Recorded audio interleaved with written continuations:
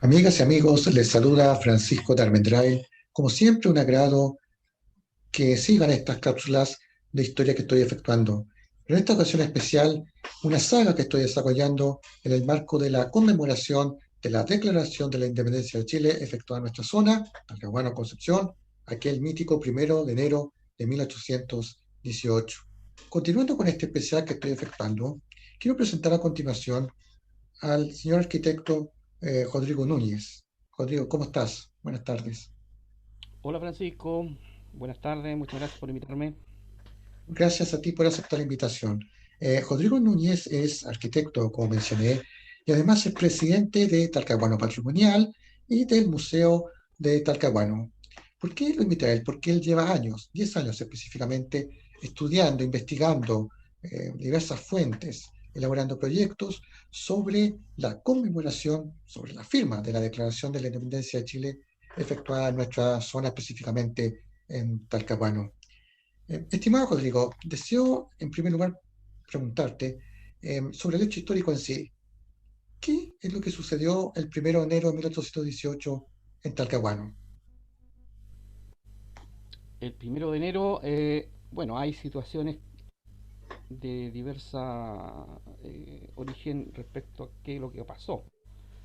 Nosotros, dentro del punto de vista de la investigación y de lo que se ha logrado recabar a través de todos los años que hemos estado trabajando en esto, en nuestra agrupación y nuestra corporación ahora, lo del 1 de enero es la firma del acta de la independencia que data en esa acta el 1 de enero y que está en el lugar que dice en esa acta que es Concepción. Estamos, digamos, frente a un hecho real, tangible, pero a partir de ahí empiezan una serie de situaciones en las que nosotros hemos ido estableciendo, como nosotros tenemos nuestra postura desde Talcahuano, estamos siempre en una especie de declaración permanente. Talcahuano también participó, obviamente, en esta declaración de la independencia, porque si bien la fecha no es exacta, existen antecedentes escritos por O'Higgins en sus cartas respecto a que estuvo en Talcahuano, ¿cierto?, en su campamento y declaró la independencia. ¿Para qué nos vamos a detener, digamos, en llegar a los textos y leerlos? Porque la gente que nos puede estar escuchando ahora, eh, por último, tenga la inquietud y vaya y revise los textos. Ahora hay internet, tenemos cualquier cantidad de información a la mano y no nos podemos quedar, digamos, con una idea de que si fue o no. Está toda la historia, digamos, escrita. Cada cual sacará sus propias conclusiones, pero el hecho es, naturalmente, que esta zona acogió por primera vez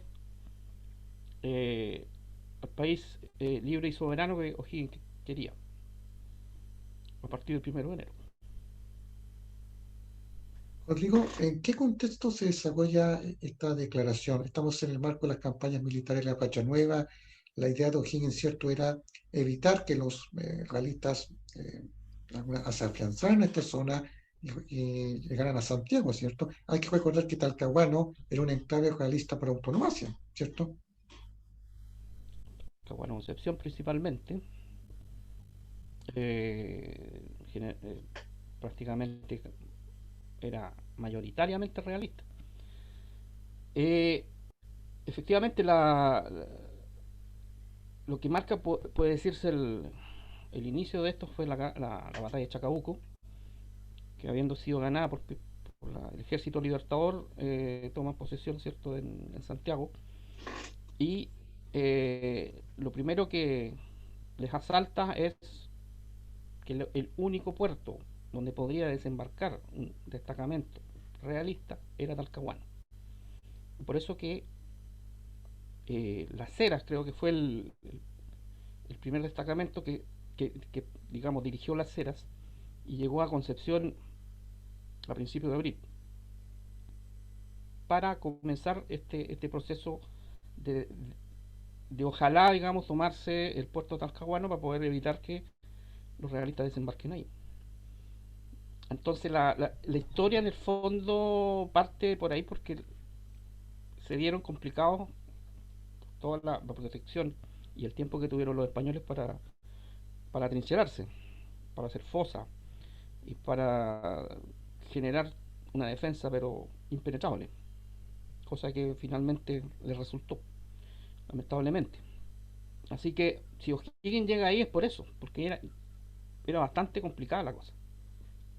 Y llegaron más destacamentos con él, tropas al mando de Freire, por ejemplo, que estaban junto con las Heras, eh, se vinculan a las tropas eh, de O'Higgins.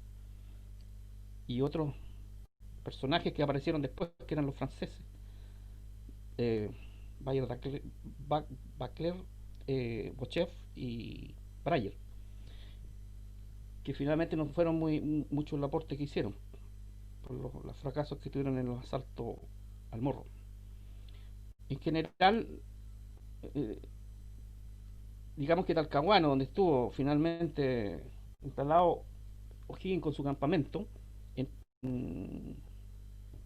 a partir más o menos de agosto, julio, agosto de ese año, 1817, estaban eh, en, en una situación bastante complicada porque era invierno y estaba todo el barrial que estaba en esa época, en ese tiempo. Entonces todo se dificultaba. Y durante el periodo en que estuvo Higgins en este campamento, y antes y después, Concepción estuvo antes, según alguien por ahí dijo, este, Chile estuvo, o sea, Talcahuano y Concepción estuvieron, finalmente, fueron la capital de Chile en ese tiempo. Porque todos los decretos y todas las órdenes y situaciones que había que resolver en ese momento tenían que pasar por esta zona para ser aprobadas, incluyendo la bandera, la banda presidencial, etcétera.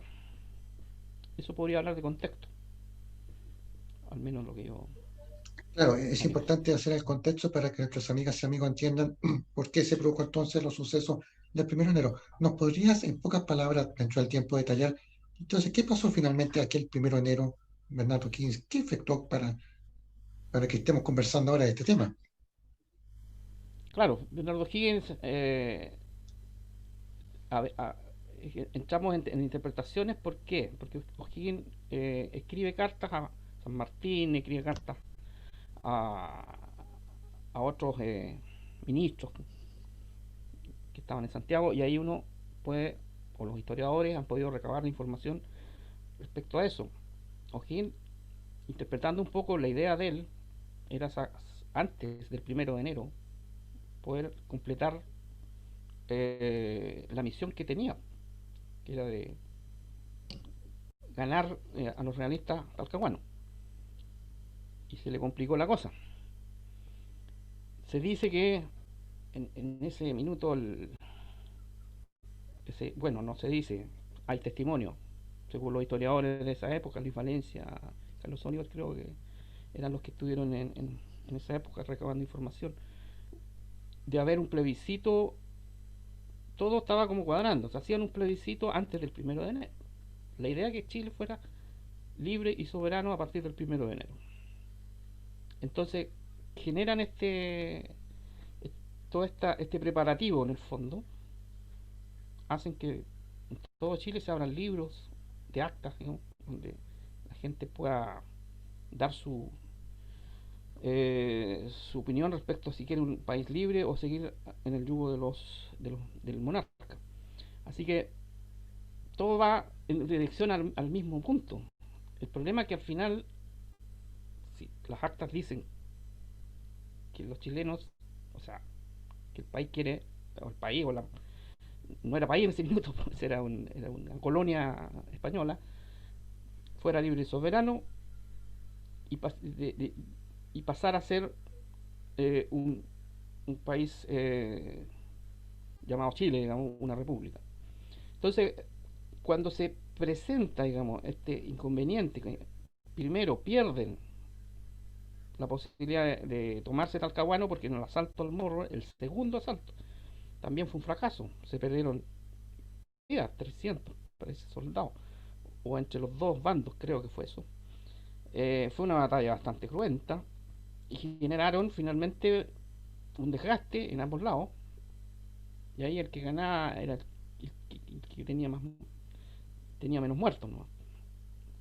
Esta situación que ocurrió a principios de diciembre de ese año ya dio lugar a que las cosas no iban a andar bien, ya no estaban logrando el objetivo, y más encima les avisan desde Santiago que venía eh, embarcaciones con un destacamento, no sé, por 4.000 hombres desde Perú, y que era lo que temían justamente, y ya a esa altura no podían ya, no tenían más fuerza en realidad, ni provisiones, ni nada. Y por eso que finalmente O'Higgins es mejor retirarse, dejar el sitio de Talcahuano, eh, y antes de hacerlo declara la independencia en un papel, dicen en un tambor sobre una cureña de cañón, y parte hacia Concepción y hace en la Plaza de la Independencia una jura eh, frente a un destacamento de los 1.000 soldados que había. Posteriormente hacen una celebración. Bueno, todo eso es una historia que está contada por diversos eh, cronistas, de los cuales obviamente que si son de la época tienen que haber tomado eh, testimonio de los que allí estuvieron. Entonces no tenemos tampoco que ser tan escépticos. ¿Se firma o no se firma? Ese es otro tema. El acta estaba para que firmara en Concepción el 1 de enero de 1818. Eso es por lo menos lo que yo entiendo en el contexto de ese asunto. Así es, y producto de este hecho es que nuestra zona se puede considerar como la cuna de la patria, ¿cierto? Al menos en términos de, porque hay que hacer una distinción siempre. Una cosa es lo que es la declaración, como dices, y otras son las campañas militares que prosiguieron en nuestra zona hasta 1826 o incluso mucho, mucho después, hasta la década del 30, incluso ya todavía hay enfrentamientos en la denominada etapa de la guerra a muerte, ¿ya? Que así Correcto. lo bautizó Benjamín Vicuña Maquena, ¿ya? Pero eso es harina de otro costal. Em, Correcto. Antes de esta conversación estamos en off hablando y me mostrabas un interesante proyecto que desarrollaste con el fin de dar cuenta del valor en la zona en que se efectuó esta declaración. No sé si es posible, si nos puedes compartir para nuestros amigas y amigos este proyecto, que es Sí, un... bueno, primero que nada, es un proyecto netamente personal. Aquí yo lo que quiero es mostrar o demostrar que se puede hacer algo, que es eso lo que necesita ese lugar. El lugar es el puesto de combate de O'Higgins, y donde se supone que firmó la declaración de la independencia sobre un tambor en la cureña de un cañón. Entonces, yo traté de reflejar todo eso en un proyecto, digamos, de momento, que la idea en el fondo es, no sé si se ve ahí. No, no. Dame un segundo, a ver, voy a chequear. Puedes compartir pantalla. Ahí, Y vemos, ¿qué fotografía vemos acá, estimado Rodrigo, para quienes no son de la zona?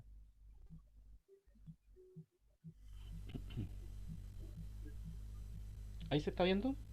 Sí, ahí estamos viendo. No, esa foto anterior que está justamente antes, es el Cerro Puntilla de Perales, ¿cierto? El recién Esa. apareció, ese sí. Sí. Ese es el lugar llamado Puntilla de Perales, que en el fondo es parte del Cerro La U, al cual se le llama Morrillo de Perales en esa época, o Cerro del Manzano. Y acá arriba estaba en el puesto de combate de O'Higgins contra los cañonazos que se pegaban entre ellos. Porque había ahí una serie de enfrentamientos a distancia. Eh, y es aquí arriba donde se quiere poner un monumento con una bandera y tratando de hacer resaltar ese hecho histórico. No sé si se ve ahora Vamos a esperar. Sí, parece que ahí se como ve, que se veía. Estaba justo casi la imagen. ahí, Ahí, perfecto. ahí, ya. Bueno, si más de algún interesado en que aquí se haga algo, esta es una idea. Esta es una propuesta que yo hago para generar. Voy a moverlo. Estamos. Bueno, se me perdió el. Ahí está. Este es, este es el cerro Puntilla de Perales, que está más o menos definido topográficamente, de acuerdo a las medidas correctas. Si se fijan. Posteriormente, la idea es hacer una explanada sobre este cerro, una intervención mínima, que el monumento sea obviamente macizo, que tenga eh, indudablemente sea antivandálico y que genere algún tipo de recogimiento o de idea de que algo pasó ahí. Entonces acá si ustedes se fijan, la idea es poner lo que era un cañón, este era el puesto de combate de O'Higgins, la representación de un soldado con ese gorro eh, cilíndrico, una mano con la espada hacia arriba, acompañada de esta bandera con su mástil correspondiente. Y acá represento lo que es la cureña, sería la cureña del cañón. Haber puesto el tambor yo creo que ha sido demasiado. Y se aprovecha este simbolismo para hacer la placa conmemorativa, que puede decir esto o cualquier otro asunto. Aquí firmó Higgins la declaración de la independencia. Bueno, los turistas o la gente que quiere conocer este lugar y que es de una importancia a nivel nacional, van a tener la manera de llegar allá y sobrecogerse, porque ahí fue un hecho histórico. Ahí estuvo Higgins con sus tropas. Aquí intercambiaron fuego con los realistas. Muchas balas de cañón, digamos, llegaron hasta este sector. Por eso también se plantea la idea de poner en estos bordes cañones. Y esta esplanada finalmente es la que tendría que acceder la gente. Podrían hacerse actos conmemorativos también. Y no olvidar de que para acá hay para los que conocen el lugar, pasa una línea de un tren que dividió toda esta zona, lamentablemente. Perdón. Y este fue el puesto de combate y más atrás, 200 metros más atrás, podríamos decir, o 500 creo que dicen los historiadores, estuvo el campamento. Entonces, si vamos a interpretar eh, con imágenes lo que muchos hablan o dicen que aquí estuvo el campamento, no, porque el campamento no estuvo en la puntilla, estuvo más atrás. Y eran 3.000 hombres. Entonces, ese era el cuartel general de Higgins. Aquí no llegaban las balas desde el morro, ni desde la playa, ni de la. Entonces era una zona protegida. Pero el punto que nos interesa a nosotros es llegar a tener finalmente un monumento como corresponde. Si no es del agrado de quienes podrían tener o influir en que se haga algo aquí, hagamos otra cosa, pero hagámoslo. Y ojalá dentro de estos parámetros, si los proyectos que han habido, primero hubo en 1981, creo, se llamó a concurso, después de haber sido declarado monumento histórico este lugar, se abrió un concurso y ganó, el que ganó eh, era prácticamente cubrir todo el cerro hasta abajo con piedra, o sea, hacer como una especie de fuerte, parece que era. Nunca se pudo realizar.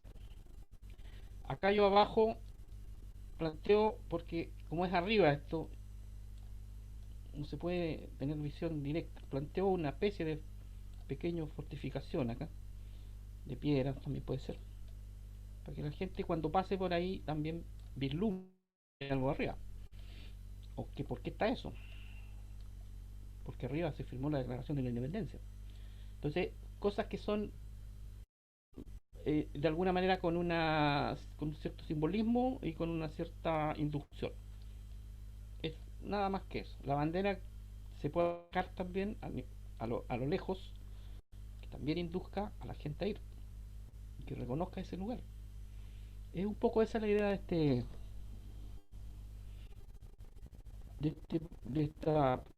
proyecto de monumento. Sí, muy interesante, hermoso el proyecto. Así que te felicito por la idea y espero, y esperamos que mira este video que quizás en algún momento se pueda materializar. Como tú dices, es una visión abstracta, es para que la persona que llegue ahí, o los grupos de familia, etcétera, entiendan, sientan dónde están pisando, o sea, sepan que en ese lugar marcó un antes y un después en la historia de nuestro país y que es necesario Correcto. recordar. Entonces, me parece una muy Exacto. buena idea, ¿cierto? A todo esto, Francisco, yo no sé, más o menos, eh, in- eh, ¿cómo se puede decir? No sé si decirlo, pero lo voy a mencionar en términos generales. La reunión que tuvimos anteriormente con el terremoto, ¿cómo se llama el? No recuerdo el nombre, que nos invitaron. A partir de ese hecho, de ese comentario que hicimos varios respecto a este tema, la municipalidad abrió la posibilidad de conversar y fui invitado. Así que creo que mañana es la reunión. Perfecto. Bueno, Para ojalá de ahí salga algo positivo. perfecto. Bueno, esperemos que haya novedades en el momento de que se emita esta conversación, ¿ah? Cuando ya esté en curso esta conversación, esperemos que en esos días Ya haya esté alguna en novedad. curso algo. Eso sería lo. Bueno, hay un buen ejemplo de que esa es la idea de estas cápsulas que estoy desarrollando, que generan ruido, que puedan, ¿no es cierto?, de alguna manera, eh, que permitan estas cosas, que ojalá se puedan materializar en lo que estamos viendo ahora, que ahora es una visión en computador 3D, pero esperemos que pronto sea algo real, que se pueda, ¿no es cierto?, que sea un monumento, que sea un lugar donde podamos, ¿no es cierto?, honrar a quienes dieron la vida por nosotros, las mujeres y hombres patriotas que lucharon por la causa y que dejaron todo por la independencia de nuestro país. Te dejo los últimos minutos, estimado Rodrigo, para que desees comentar lo que estimes. Bienvenido. Ya, bueno, cada vez que tengo la oportunidad de hablar de este tema para, para ¿cómo se llama? Personas que lo escuchen, sobre todo mi ciudad, mi puerto, al cual pertenezco, en los años 70 se habló, bueno, un historiador, Guillermo Silva, planteó la situación de que en el sector del puente Perales, donde hay una especie de cúmulo de piedra, ahí se había firmado la declaración de la independencia por O'Higgins. O sea, yo inclusive crecí, porque yo era de ese sector, crecí con la idea de que ahí ahí había estado O'Higgins primero, y que había firmado la independencia de Chile. Posteriormente en esas fechas se construye la población de Navisur y le ponen Villa Independencia. Porque, bueno, los que no saben, O'Higgins quiso que en el lugar donde había declarado la independencia se fundara una ciudad llamada Independencia. Obviamente que eso nunca ocurrió. La cosa es que muchas generaciones, yo creo 2 o 3 generaciones crecieron pensando que había sido la declaración. Y poco tiempo atrás, digamos, podríamos hacer una década atrás, un poco más, se empezó a tener esta idea que no era ahí, que si no era en el sector frente al Estadio Gaete. A pesar de que en el año 80 se declara monumento histórico, pero hasta la fecha nada han hecho. Ha quedado solamente en un papel.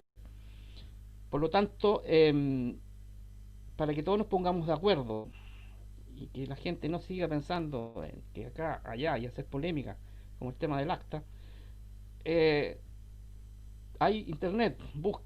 Ahora hay antecedentes por todos lados. O'Higgins no estuvo nunca en ese sector, ni acampando, ni nada. O'Higgins declara la independencia en la Puntilla Perales, lo que es ahora un sector cerca de la población Gaete. En ese lugar fue el, el histórico momento. Así que por favor, desde lo más profundo de mi sentimiento, saquémonos la idea, por los que aún creen en eso, de que fue ahí. No fue ahí, fue frente al Estadio Gaete, donde hay en este momento un morrillo que no tiene ninguna cosa arriba. O sea, nadie sabe que, mucha gente sabe, pero nadie sabe que ahí fue. Y eso es lo que quiero, con eso quiero terminar, digamos, esta intervención, más que nada en esos términos, eh, como, como para que ya nos pongamos todos, rememos para el mismo lado, ahí tenemos que hacer algo, olvidémonos del otro asunto, ¿ya? Eso nomás, Francisco. Bueno, muchas gracias por el comentario final, estimado Rodrigo. Es importante justamente aclarar ciertas cosas en este caso de este hecho importante porque tiene implicancias para todos nosotros, para toda la comunidad de Talcahuano, también de Concepción y de toda nuestra zona y del país, porque este es un hecho país, no es un hecho solamente que atañe a la región. Creo que eso hay que remarcarlo 1.800.000, 1.000.000 de veces. Esta fue la declaración de la independencia de Chile. Y por eso, por mi parte al menos, creo que por tu parte igual, y para que todos aquí nos amamos la historia regional y nacional, y especialmente esta época, hay que decirlo 1.000 veces, y más en estas fechas en que se acerca el 1 de enero, o también para todo el año, para quien quiera ver este video el próximo año, ojalá, no sé. Recuerde que aquí en esta zona fue la cuna de la patria, la cuna de la independencia. Estimado Rodrigo, quiero nuevamente darte mis agradecimientos por tu tiempo y a nuestras amigas y amigos que están viendo esta cápsula también por aprender un poco más de nuestra historia regional y nacional. Nos vemos en una próxima oportunidad. Muchas gracias, Francisco. Hasta la próxima.